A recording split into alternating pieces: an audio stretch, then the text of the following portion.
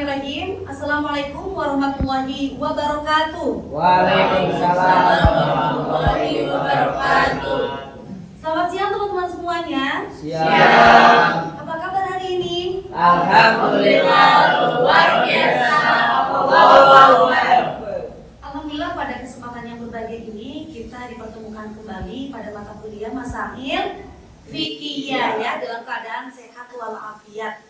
Oke, teman-teman, hari ini siapakah yang tidak masuk? Ada yang tidak masuk? Hadir semua. Alhamdulillah ya, hari ini teman-teman semua kompak ya. Mudah-mudahan nanti sampai pertemuan terakhir teman-teman semuanya kompak seperti sekarang ya, hadir semua. Oke, teman-teman, sebelum saya menjelaskan tentang materi yang akan dibawakan di pertemuan sekarang, teman-teman sekalian masih ingat tidak materi yang disampaikan di minggu lalu tentang apa? Metodologi ijtihad. Metodologi ijtihad semuanya ada berapa yang disepakati oleh para ulama? Apa aja teman-teman? Sunnah, ijma, dan qiyas. Walaupun sebetulnya masih banyak metodologi yang lainnya yang dibahas dalam ushul fikih, seperti maslahah bersalah, fatwa sahabi dan lain sebagainya. Tapi yang itu nanti akan dibahas di diskusi selanjutnya yang lainnya ya. Oke, berhubung kemarin kita sudah membahas metodologi ijtihad, maka sekarang kita akan membahas kepada tasyabuh. Tapi sebelumnya, Ibu menginformasikan dulu kepada teman-teman sekalian bahwa di perkuliahan kali ini model pembelajaran yang akan dibawakan yaitu contextual teaching and learning, yaitu menghubungkan materi sekarang dengan materi kehidupan sehari-hari. Adapun tujuan daripada pembelajaran ini yakni supaya teman-teman semuanya memahami apa itu tasyabuh, supaya teman-teman semuanya mengetahui apa urgensi daripada tasyabuh, serta teman-teman mengetahui ayat Al-Quran tentang tasyabuh dan batasan-batasan tasyabuh, gitu ya. Mungkin nanti akan kita perjelas di pertemuan sekarang ini. Oke, kalau begitu teman-teman, kita masuk kepada materi. Jadi materi hari ini adalah hukum tasyabuh dengan non-muslim. Ini bagian daripada penguatan moderasi beragama, ya. Oke, teman-teman punya sahabat dari kalangan non-muslim tidak? Ada. Punya teman-teman dari non-muslim? Punya. Tetapi kalau kita punya teman dari non-muslim, sahabat dari non-muslim, apakah kita harus mengikuti kebiasaan mereka atau tidak? Tidak. Cara beribadah mereka atau tidak? Tidak. Kemudian hal-hal yang mereka lakukan kita tidak harus mengikutinya. Hal itu disebut dengan tasyabuh, ya, yang akan kita pelajari hari ini. Maka kalau melihat dari pengertian, tasyabuh itu adalah menurut bahasa al-tamsil, yakni menyerupai sesuatu atau menyerupai golongan. Definisi ini merujuk pada pertemuan dua hal yang memiliki kesamaan sifat tertentu. Sebagian ulama menerangkan bertemunya satu perkara dengan perkara lain karena sifat yang mempunyai bagian antar keduanya. Nanti Ibu akan perjelas kembali. Kemudian kalau masalah ayat Al-Quran yang berhubungan dengan tasyabuh ini dalam Al-Quran ataupun As-Sunnah itu banyak. Tetapi teman-teman sekalian boleh nanti kita diskusikan untuk masalah itu, ya. Oke. Kemudian kalau berbicara tentang macam-macam tasyabuh itu ada berapa? Ada dua, yaitu tasyabuh yang mubah dan tasyabuh yang haram. Apa itu tasyabuh yang mubah? Tasyabuh yang mubah yaitu para ulama berpendapat bahwa tasyabuh terhadap orang-orang kafir yang diperbolehkan adalah ketika seseorang melakukan suatu perbuatan yang pada dasarnya tidak berasal dari mereka, tetapi kebetulan mereka juga melakukannya. Contohnya seperti apa? Orang Yahudi misalkan terbiasa menggunakan jas sebagai baju kebesarannya, menggunakan jas ya, sebagai baju kebanggaannya. Kemudian orang Muslim pun banyak yang melakukan jas. Itu adalah tasyabuh yang diperbolehkan karena itu memang suatu kebetulan, gitu kan? Suatu kebetulan yang mereka menggunakan, kita pun menggunakan. Jadi boleh-boleh saja kalau kita menggunakan jas, gitu kan ya. Untuk kebutuhan sehari-hari, dan itu termasuk kepada contoh tasyabuh yang diperbolehkan. Kedua, ada tasyabuh yang dilarang atau tasyabuh yang diharamkan, gitu ya, yaitu tasyabuh yaitu meniru atau menyerupai praktik, tradisi, atau kebiasaan yang menjadi ciri khas agama lain yang tidak boleh dilakukan oleh agama muslim dalam kehidupan sehari-hari. Contohnya yaitu apa? Misalkan mengucapkan Happy New Year, selamat tahun baru, atau misalkan selamat Natal dan tahun baru, itu tidak diperbolehkan karena memang itu bukanlah kebiasaan dari golongan umat muslim gitu ya. Atau misalkan teman-teman di antara teman-teman kita yang non-muslim ada yang tidak berkerudung, banyak yang tidak menutup aurat dengan sempurna ya. Karena memang di agama mereka tidak diajarkan untuk menutup aurat sebagaimana menutup auratnya umat muslim gitu ya. Maka apa? Maka ketika kita meniru kebiasaan mereka melakukan pakaian yang tidak senonoh, yang berlebihan, yang seksi, itu tidak diperbolehkan dan itu tergolong kepada tasyabuh yang dilarang ya. Tasyabuh yang apa? Yang dilarang gitu ya. Jadi tasyabuh ada dua, ada yang mubah dan ada yang haram. Kemudian teman-teman, hukum tasyabuh menurut 4 mazhab. Mazhab yang diyakini oleh umat muslim itu semuanya ada berapa? 4. Ada 4. Mazhab apa saja? Hanafi, Maliki, Syafi'i, Hambali. Nah, kelompok mazhab itu menyampaikan bahwasanya secara keseluruhan mereka sepakat.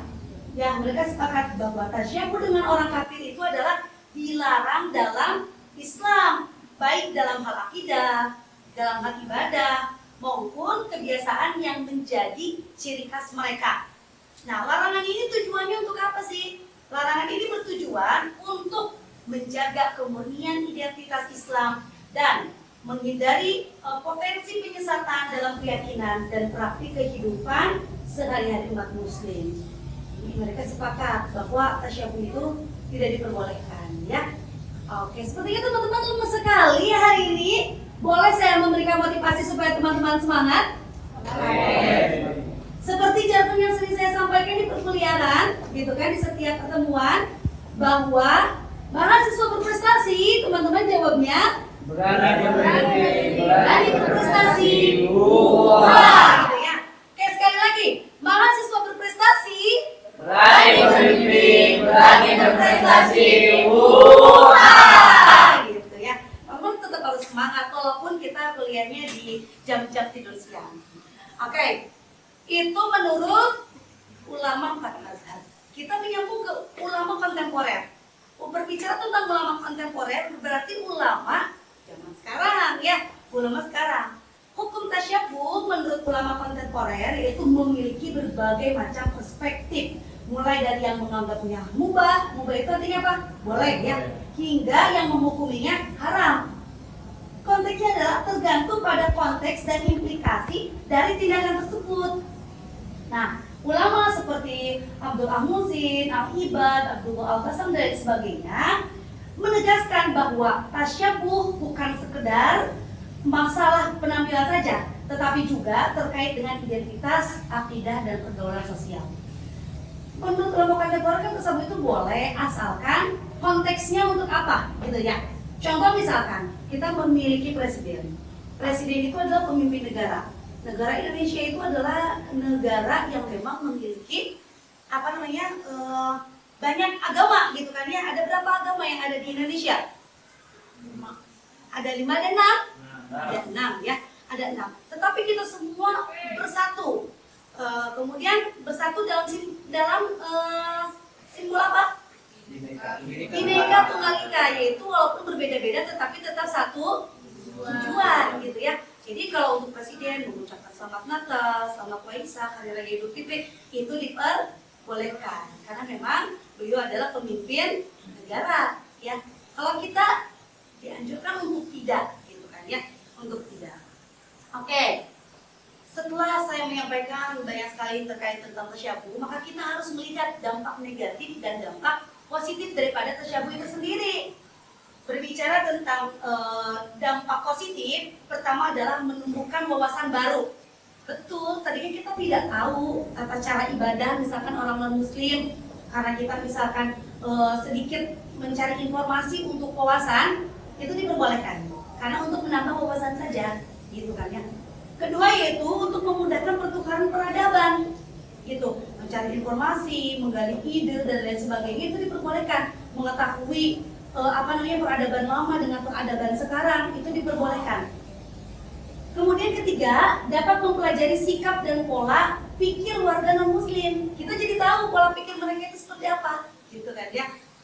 Selain daripada dampak positif, ternyata kalau tasyabuh itu dilakukan oleh non-muslim, maka akan ada pula dampak negatif. Apa aja dampak negatifnya? Satu, merusak keimanan. Ketika kita misalkan ikut beribadah kepada teman kita yang non-muslim, pasti dalam hati kita itu akan misalkan ada pertanyaan, kenapa non-muslim itu sholat ibadahnya 1 minggu sekali, sedangkan kita umat muslim 1 hari 5 waktu. Lebih enak agama lain nih gitu kan ya, soal ini ibadahnya sedikit. Hal itu akan melemahkan keimanan kita, dikhawatirkan kan. Kedua, melunturkan akhlak.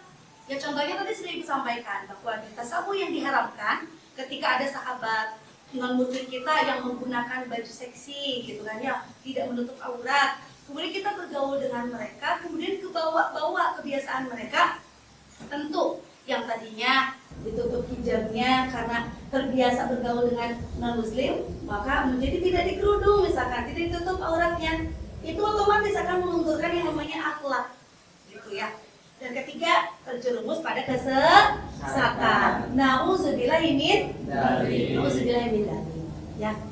Oke, terakhir materinya adalah bahwasannya materi ini saya insersikan dengan moderasi beragama. Maka di sini ada pembahasan tentang moderasi beragama dalam menyikapi tasyabuh. Oke, moderasi beragama itu apa sih teman-teman?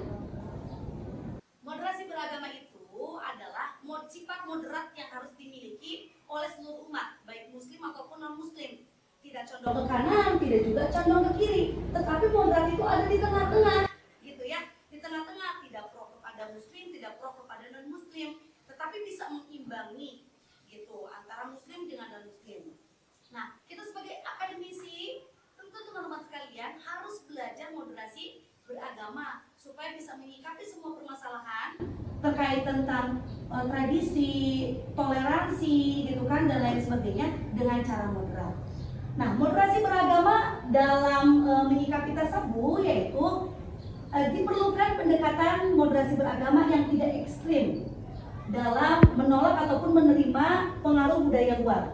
Umat Islam perlu memiliki pemahaman yang kuat dan membedakan mana yang masih dalam koridor syariat dan mana yang dapat membawa pengaruh negatif terhadap keyakinan dan praktik keagamaan. Jadi, ya menurut moderasi beragama itu kita harus bisa mengimbangi, gitu kan ya, perbedaan yang terjadi. Walaupun kita tidak boleh meniru atau mencontoh kebiasaan mereka, kita harus bisa mengimbangi. Ada yang bertanya di antara teman-teman sekalian? Oke, silakan.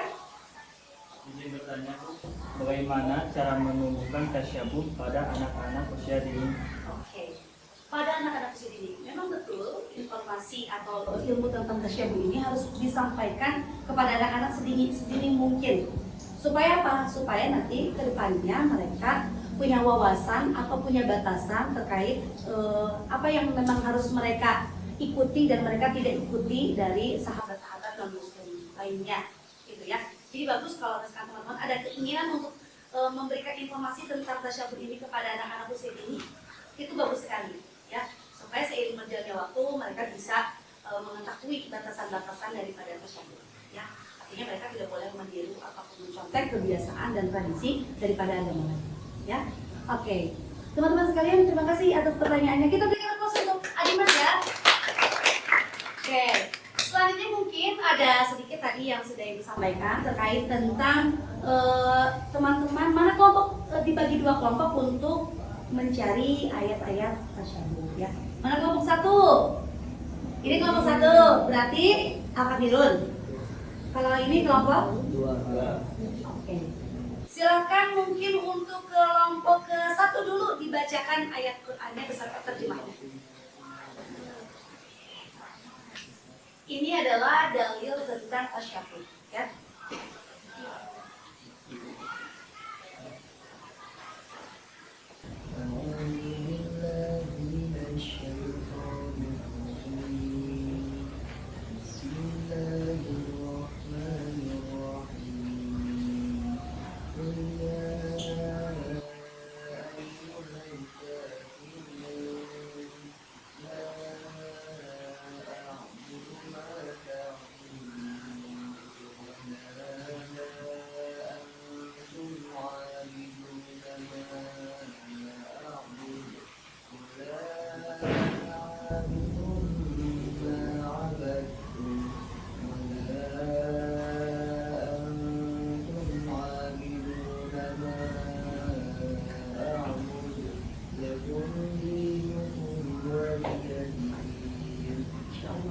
Jelas suaranya.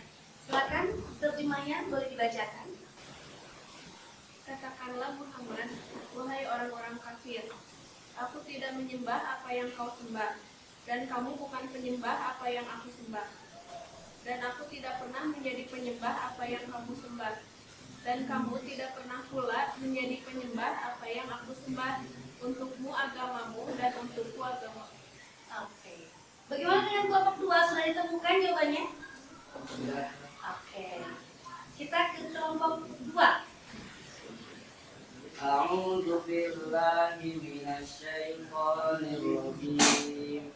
Bismillahirrahmanirrahim. Munibina ilaihi wattaquhu wa aqimus sholata wa la takunu minal musyrikin.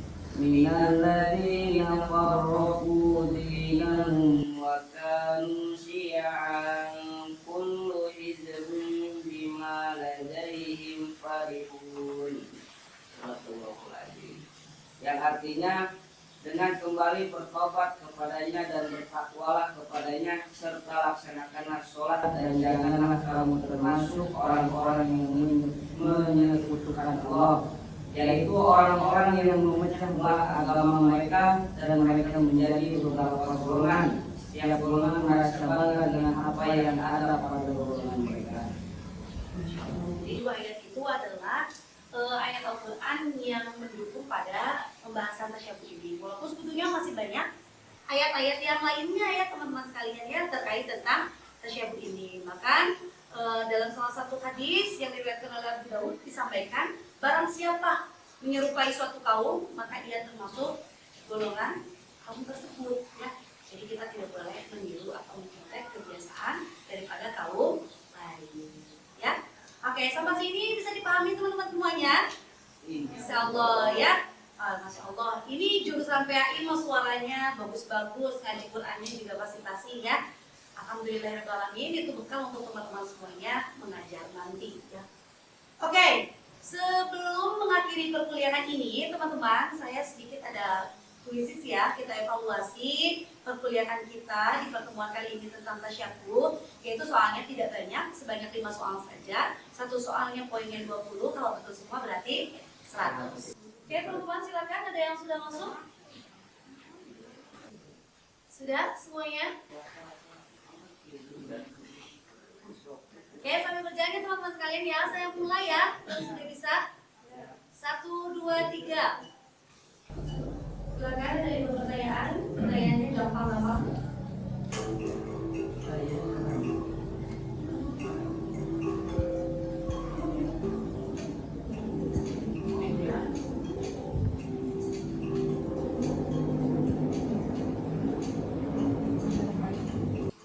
Oke, pertanyaannya gampang ya.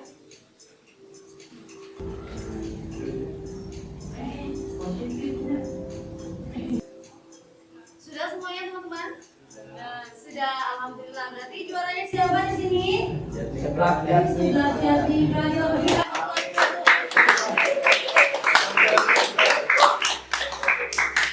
Oke teman-teman, alhamdulillahirrahmanirrahim. Kita telah selesai ya. Oke teman-teman sekalian, terima kasih kita sudah melakukan evaluasi dengan maksimal. Dan melihat dari hasil evaluasi teman-teman semuanya sudah bisa ya. Bisa? Paham kan tentang tasyabuh? Oke. Teman-teman, sebelum berakhir perkuliahan kita, saya mengingatkan kembali bahwasanya di minggu yang akan datang kita akan membahas tentang operasi plastik menurut pandangan Islam. Ya, materi minggu depan apa? Operasi plastik menurut pandangan Islam.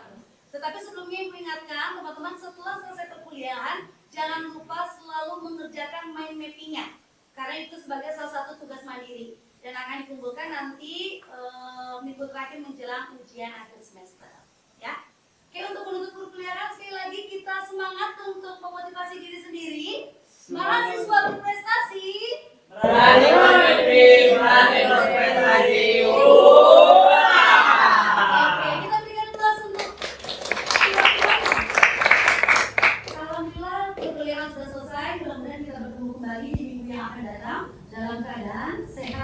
walafiat ya. Mohon maaf kalau Ibu ada salah-salah kata. Terima kasih atas segala perhatiannya. Wassalamualaikum warahmatullahi wabarakatuh. Waalaikumsalam warahmatullahi wabarakatuh.